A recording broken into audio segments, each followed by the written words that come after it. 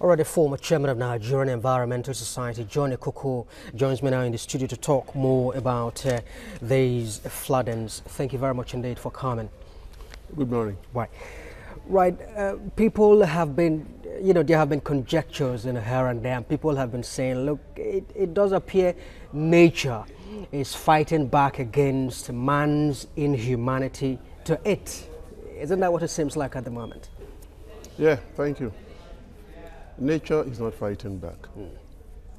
But before I do any analysis, I want to commiserate with all the victims of this flooding incident. It's unfortunate that we seem to sit on a keg of gunpowder and we pretend that it will not explode. We saw it coming many years ago. It didn't just happen overnight. I have spoken here before that when I was in higher school in Lagos here, we used to go to the Babish.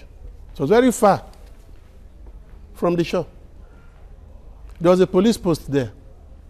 The late Professor Bamiro then used to say in 15 years there will be no Babish. And we thought he was joking. Before my very eyes, I saw water leak up the police station. I saw water threaten Amadu Bello before massive intervention occurred. And that place was saved.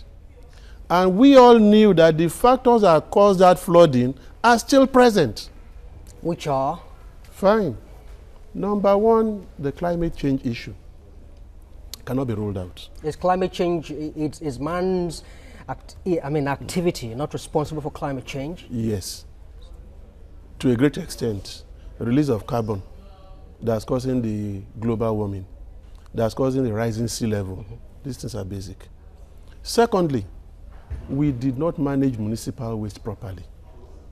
That one, there's no story about it. I just hope that with this we'll learn a lesson. Because the effect is big, the cause is small. If you manage the cause, you will save the big effect. But if you don't, you are bound to end up with what we have now. Apart from the waste effect, whether you like it or not, the infrastructural development is not environment friendly. There's a lot of development along the coastal line that involves a lot of dredging, a lot of sand filling. Water will always find its level. If you drive water away from here, it will go to the next vulnerable place. And I can tell you, the Pan-Atlantic City, all the developments around that Lekki shoreline is what's causing the higher level of flooding there. They need to do something about it. No, and lastly, sorry, this ecological fund, the presenter mentioned it. We behaved as if we were ostriches. All right, just before we go there, I just want to know, because you talked about something needs to be done. I want to know from you, before we go to ecological fund, what do you think needs to be done, to forestall incidents like this again in the future? Thank you. Now, I'll give you an example. In 2010, there was a major flooding that sacked almost every resident of Bagada. I had a daughter there. The water in the house got to the lintel level. Of course, they packed out of that place. Now, Fashola swung into action, built massive drains around that place. Today, it is not on the front burner anymore. The issue is that before it occurs, you have the opportunity to do something. And let me come in here. Our planning regulations are not adhered to. Secondly, the infrastructural development has been done haphazardly, blindly. Let's take an example. You are building a road. You are passing a water course. You are blocking the water course. Is it not a matter of common sense that in the nearest future, the water will accumulate and seek a release and go to otherwise highland areas or upland areas? Does it take rocket science? That is one. Number two, there is a Netherlands example.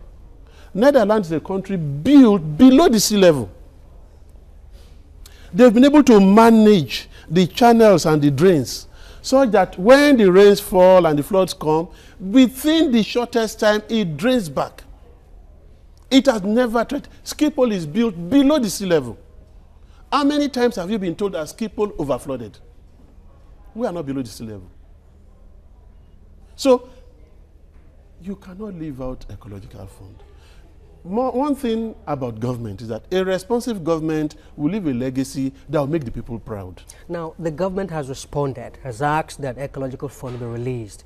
But the question again is, are you sure that the funds will be very well managed?